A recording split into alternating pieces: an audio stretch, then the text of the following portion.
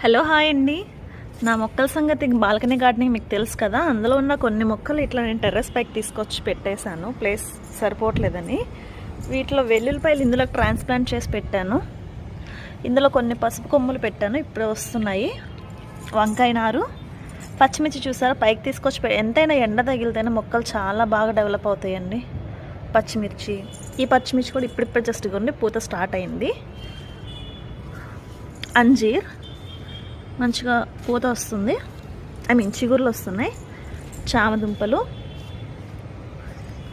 అల్లం, ఇది చూసారా సర్ప్రైజ్, మల్బరీ పూత మొదలైంది. ఎంత హ్యాపీగా ఉందో చూసారా.